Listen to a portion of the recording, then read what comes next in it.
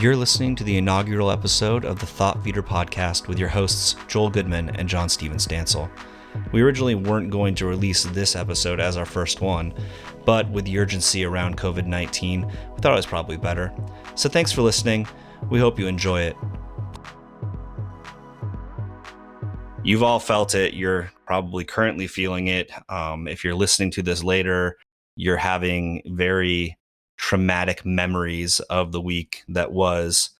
We are, of course, talking about the COVID-19 pandemic that has made it to the United States and has affected pretty much every university, every business, every person, unless you're in denial, and some people are, but most places are struggling. And our friend and host here, JS, is in the middle of handling all of that for the university that he works at.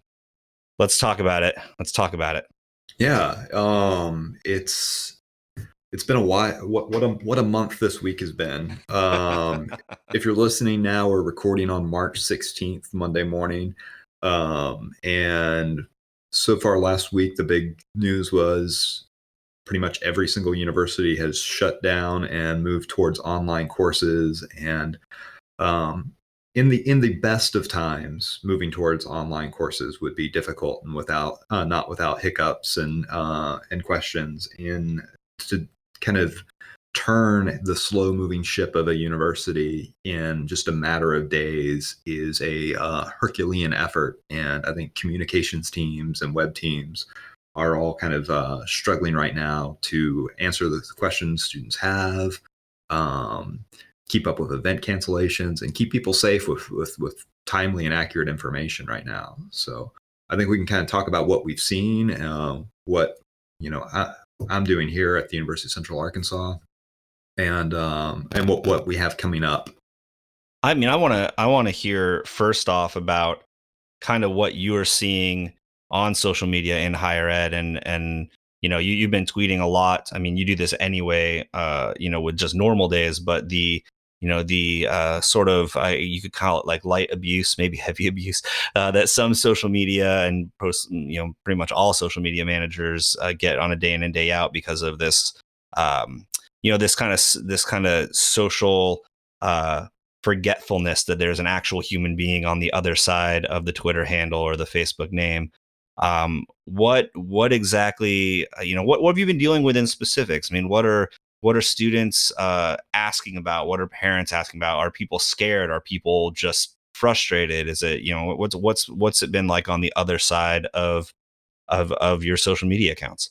I think it's a combination of everything. It's kind of what you would get in any sort of crisis situation, just a request for more information and more knowledge. People want that information and they want it right now, even though, some of these decisions take a considerable amount of time before they're made and then communicated. So one thing I'm noticing that, I've handled so many crises in my time in higher ed, and running social media professionally, from major floods to snow days, which we've all had. Sure.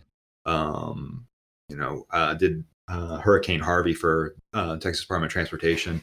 But in each of those, I felt and I think every social media manager feels kind of isolated and alone because it's happening at your institution and you're the only one dealing with it. The thing different here is every college campus is dealing with this right now. So we have the advantage of, our community of other social media managers. We, here in Arkansas, we were kind of hit later than most states. Right. So we kind of had the advantages of being able to see what other universities were doing, what problems they were having, what was working well, what didn't, and we're able to, for the most part, learn from that. The questions that we're getting right now are mainly, question we had last week was, when are you going to move to online courses? Yeah. So everyone else is doing it. Why haven't you done it yet? Yeah. And I think this week is going to be some of the questions about how the online courses are going to work. Right. Both from faculty, a lot from parents, a lot of questions like, what about lab classes and art classes and things that don't really easily translate to online? We're going to be talking about graduation ceremonies, if those are going to be, how those are going to be rescheduled, or if there's going to be an online component to a virtual graduation. Yeah. All of those little details I think are going to come up this week. We've got a lot of questions about housing and the library hours being open, what services are still going to be available on campus and for how long. Yeah. I mean, I kind of want to talk a little bit about the online course thing, because I think this is it's interesting, because it's all, it's all kind of hitting the fan right now, all at the same time. Like it's forcing a question that shouldn't be a question anymore, because so many institutions have been doing online classes since the mid 90s, honestly. um what I don't know, how are you feeling on the side of having to deal with this? Like, I think for me, as sort of as sort of an observer of this industry that that I've worked in for almost 15 years, and someone that has a master's degree that was done completely online, and who has worked on the institutional side, having to help people implement these classes. I think it's weird how slow it has taken so many institutions to figure out how to do this. They've been very cautious. I mean, and we know we're a risk averse industry, been very, very cautious to move to doing online classes. That seems, at this point, like kind of a mistake. I mean, I think a lot of people knew it was a mistake anyways. You start seeing smaller universities and colleges have to close down because they can't afford to stay open. Now it's kind of, forcing the logistics. And I think on the other side of that is, you know, 10 years ago, this wouldn't have been able to happen either. I mean, maybe people would have been forced into online classes, but I think you probably would have seen a lot more of our institutions just taking a massive hit because they didn't know what to do. Right. I think that's an excellent point, that we, looking on the bright side, if this had hit us 10 years ago, we would have been in a completely different ball game and probably would have been closing down campuses rather than moving to online courses. And even though many universities are not prepared to shift their entire course catalog online, Right. um, it's better than shutting down completely. Yeah, definitely. And I think there are still advantages to having courses online. That it's a good test time for a testing ground of some of these things. And that's kind of what we're seeing.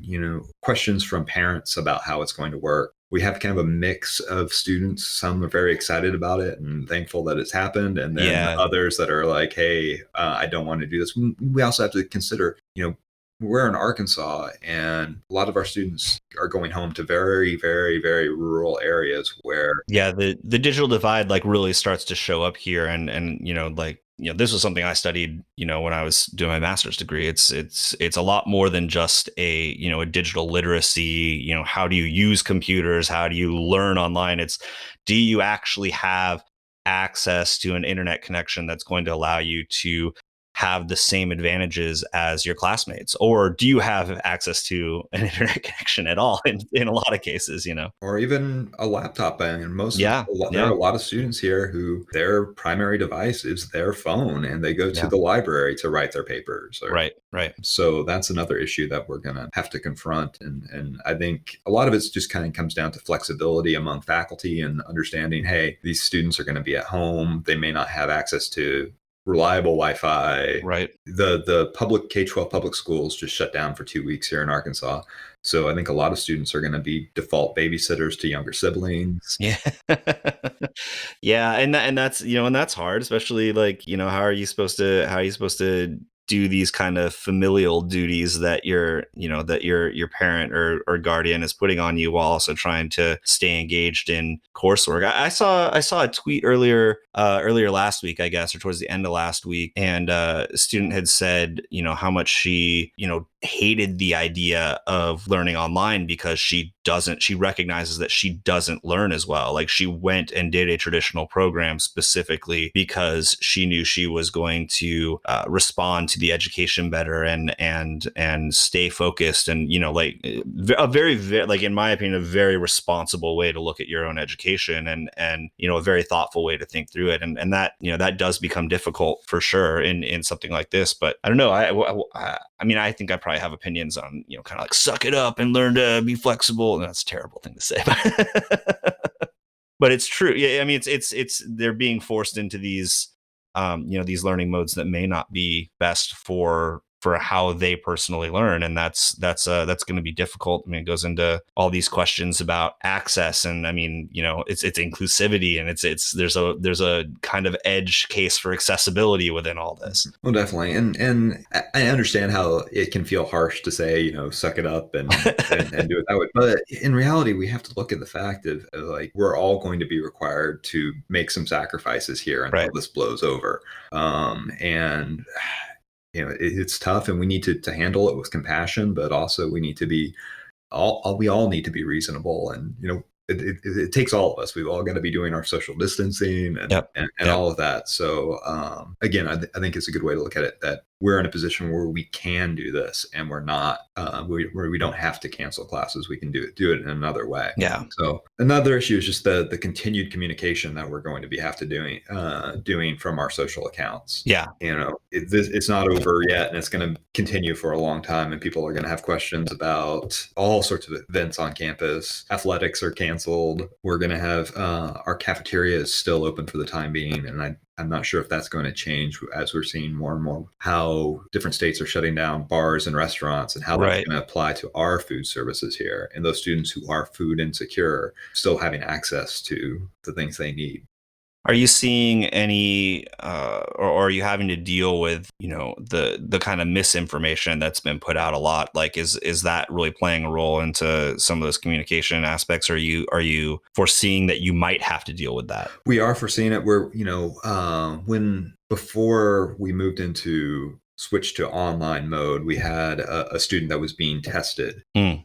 This is it feels like a year ago, but it was less than a week ago. It's a few days, yeah. Of just a few days ago, where the student was had been in contact with someone who had tested positive for COVID-19, and was being tested, and the test came back negative. But while that student was being tested, there were all sorts of rumors going around, and what I'm seeing here is those rumors, and this is what worries me and keeps me up at night. Those rumors are not happening in the public social space. They're happening in private groups. They're happening in the peer-to-peer networks. Yeah. And we might see little spots of them here and that pop up here and there on social, but we can't really get the full details of where it is. And that's where it comes down to putting out information on a regular basis is so important. One thing that we're doing, and I've said, if we don't have something to put out today, we're putting a reminder of where you can find that information, just so there. Because if you have that empty space, it's going to be filled by something else, and so you have less of a chance to control the conversation and make sure that it's going in the in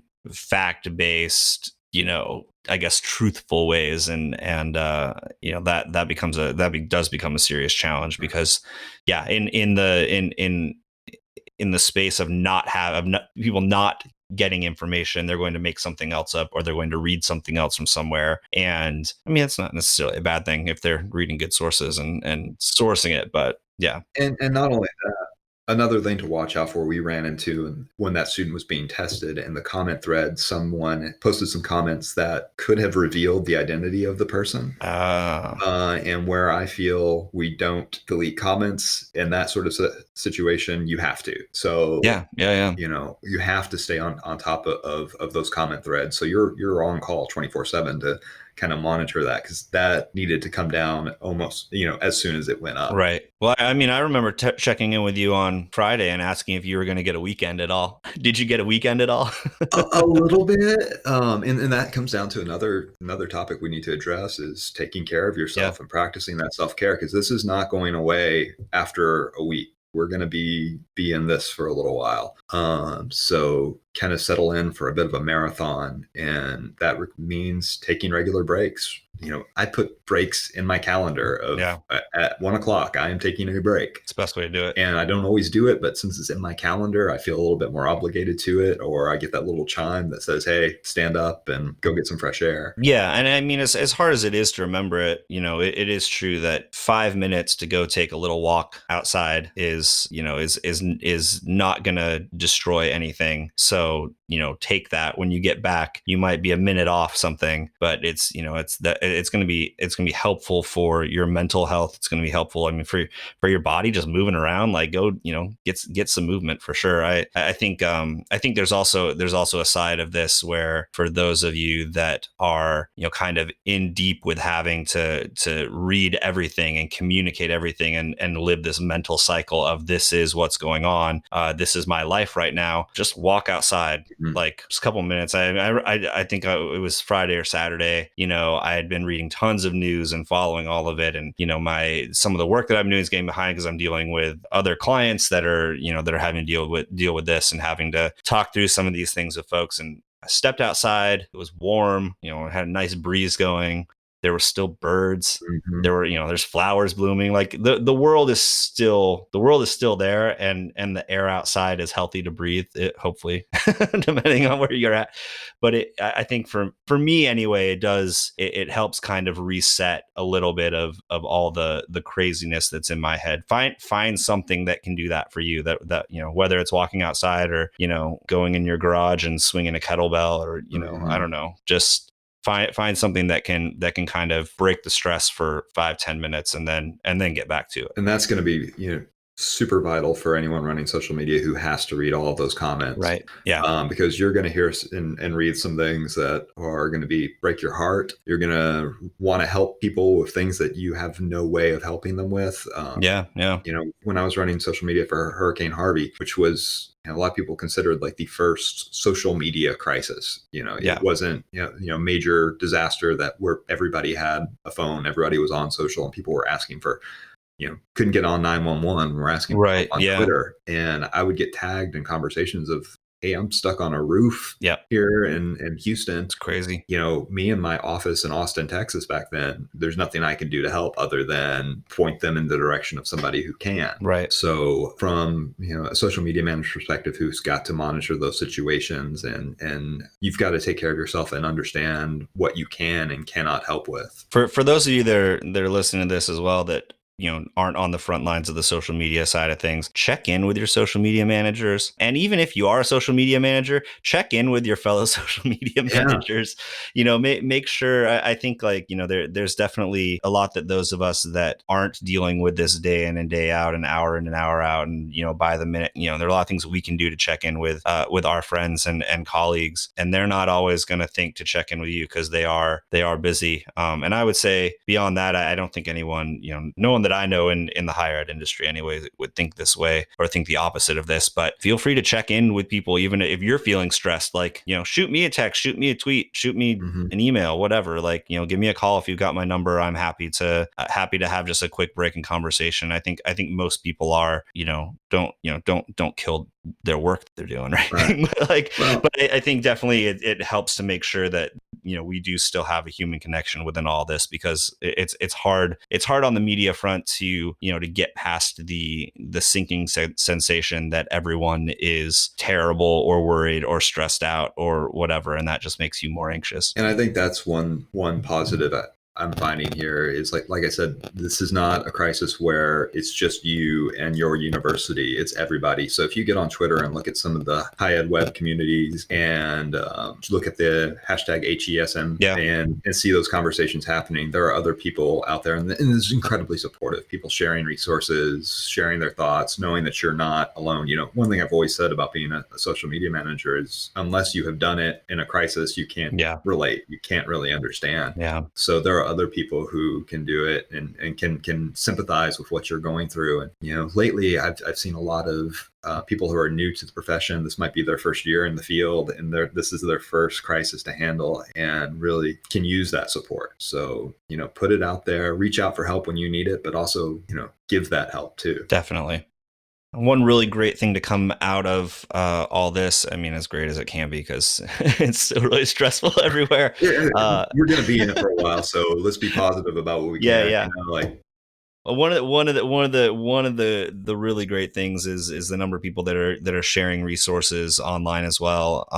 And JS has a good list of folks, and if you're looking for resources on how best to handle this, how to think through some of your communication strategy, even again just how to take care of yourself in this space, these are some great resources to check out. I would definitely start looking at some of the schools that are doing a really good job of getting that information out. Texas A&M is doing a great job of putting out very regular updates. If you want to take a look at what they're doing, kind of modeled after that. Baylor as well. So I would take a look at them, but also don't neglect some of the smaller schools. University of Arkansas Fort Smith is doing a really good job. There are some smaller community colleges as well. So, if you're at a smaller school, look at the big schools, but don't forget Yeah. your peer institutions as well. There's some folks doing some really good work in that space, and they're probably having the same problems and resource issues you are. So go out and find yourself some role models, and I think those are a couple of good places to start with. Liz Gross and her team over at Campus Sonar are putting out regular social listening briefing updates. They're doing an amazing job. Those, you talked about great things happening in the space and making the most of the situation. Like, Yeah. there's a part of me that reads those the moment they come out for really good information, and then the other nerd part of me that's just in awe of the quality of information that's coming out and the research that team's doing there. So if you haven't already signed up for their updates, be sure and get on board with that. And then be sure and kind of look out at your personal community. Like I said, look at the HESM hashtag and all the people out there that are just talking about their daily work, and get on board with that. Cool. Thanks for listening. Join us next time for a normal episode of Thought Feeder. If you'd like, visit our website, thoughtfeederpod.com. Remember to subscribe wherever you get your podcasts. And if you'd like to follow us on Twitter, we're at ThoughtFeedPod.